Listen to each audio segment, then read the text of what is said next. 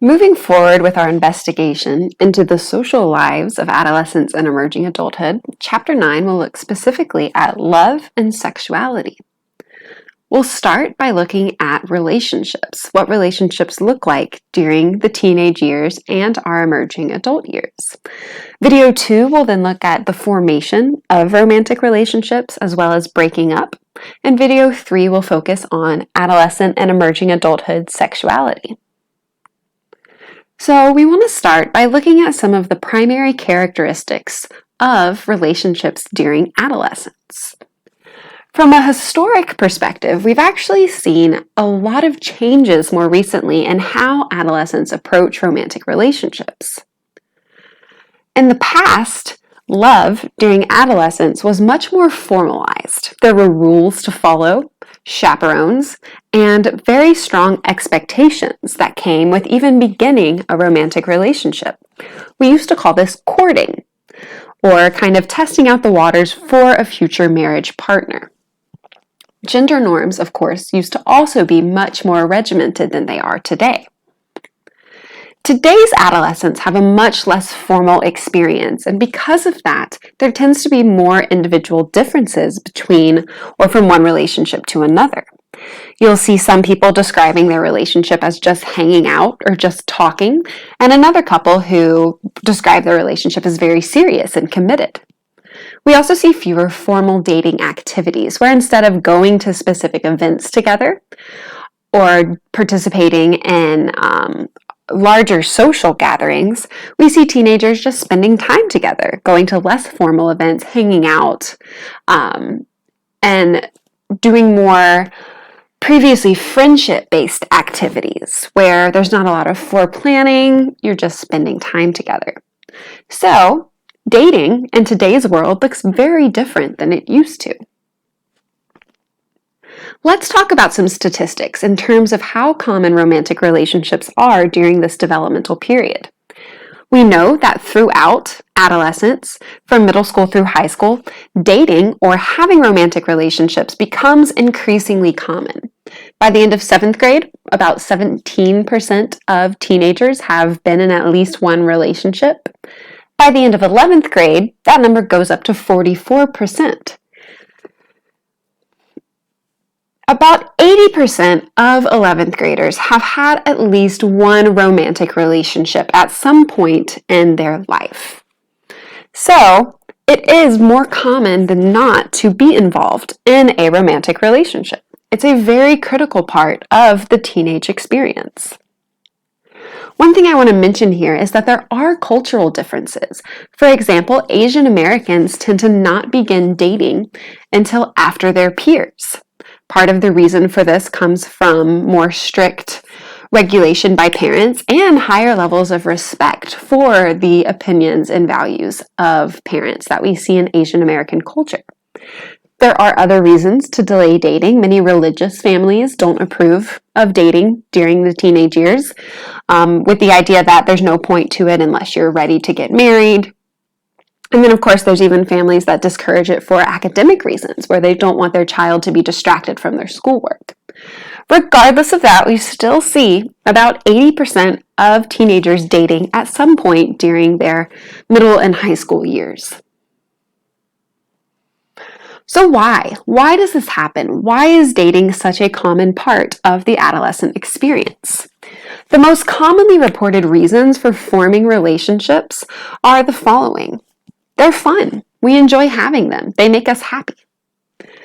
Some people report that the benefits of dating as a teenager, or the primary benefit, is that it allows them to practice for the future, to kind of develop some romantic relationship skills so that when the stakes are higher, during maybe emerging and early adulthood, we already know how to have relationships. Another common reason we see given for dating, and one you might not have thought of before, is social status. Having a romantic partner during middle and high school actually advances your social standing among your peers.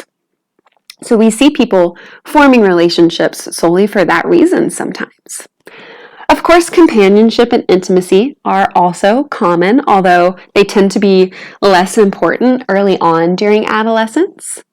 And then some people do just want to have a steady romantic partner.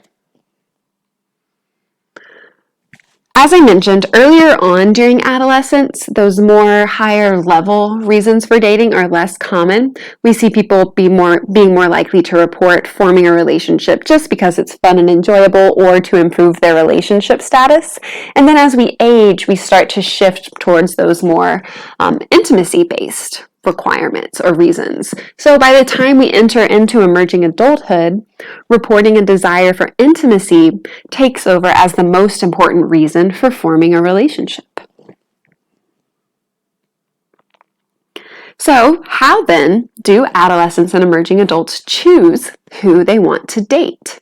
Who do we select as partners? We know that during adolescence, males tend to select their partners, again, this is just on average, based off of physical appearance, while even during adolescence, girls are more likely to select a partner based off of the intimacy that they feel towards them and the degree of support that they offer. Again, I'm just talking about averages here, but we know that by the time we reach emerging adulthood, both genders tend to prioritize intimacy and support when it comes to choosing who they want to form relationships with. One of the primary characteristics of relationships in general, but especially during adolescence and emerging adulthood, are the social norms that surround how these relationships are supposed to function. I mentioned earlier that we've seen a big decrease in gender norms when it comes to behavior within relationships, but even though we've seen a decrease, they are still very prevalent. Each of us has something called a dating script, or our cognitive model that guides how we anticipate and behave in a romantic relationship. This is how we're taught to act when dating. Your dating script is going to include information about how to talk to your partner, how to dress when you're around your partner, what types of activities are appropriate. It's going to involve your decisions and intentions when it comes to sexual behavior, and even how you talk about your partner to other people. So our dating script, you can think of as kind of the rules we have for dating. And what we know is that there are gender differences in the types of scripts that men and women have. Males are more likely to have what we call a proactive script, where their behavior initiates or controls or leads the dating activities. So for example, males are more likely to ask out a partner. They might expect that it's their job to plan a date or do all of the driving. And again, while men and women can have proactive scripts, these do tend to be more common in males. Females, on the other hand, tend to have something called a reactive script, where they are more responsible for private behaviors that are going to promote dating activities, such as spending a lot of time prepping or primping before a date, waiting by the door, or responding to the behavior initiated by their partner. So, like I said, these scripts used to be more common, but they are still highly prevalent in the dating world of teenagers. A quick personal story, I remember when I started dating as a teenager, my dad telling me that it was not appropriate for me to wait by the door for my date to come pick me up, that I should sit in the living room and wait for him to come ring the doorbell. That is a combination of proactive and reactive scripts that my father had for my dating experience. I'm sure many of you can relate to that story. So what you might be wondering then is, if we've seen this transition away from formalized dating and we are starting to pick partners based off of intimacy, how do adolescent relationships differ from the friendships that teenagers have with one another? And we actually know that, especially in adolescence, most romantic relationships do start out as friendships. So, where's the difference? We know that romantic relationships, tend to be more emotionally intense, and they tend to involve a higher degree of caring and the expectation of companionship for social activities. But the biggest difference, of course, is the presence of sexual activity. That becomes increasingly popular, or common, I should say, during adolescence, as we'll talk about in lecture video 3, and tends to be the defining characteristic between friendship and romantic relationships.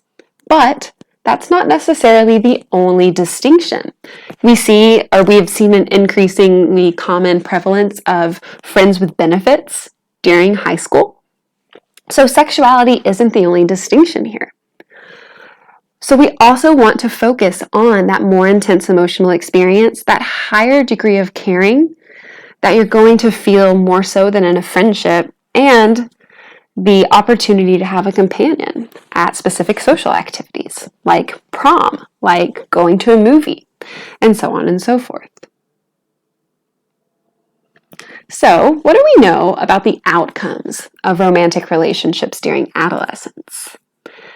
You might have the idea that it doesn't really matter how effective or how stable or how happy adolescent romantic relationships are. That relationship quality doesn't really matter because it's just a high school relationship. We're just trying to figure things out. And that's actually not true. We know that there are overall some positive outcomes of dating during adolescence. Like I mentioned earlier, dating tends to increase social status, so you'll see an individual reach a higher level of popularity.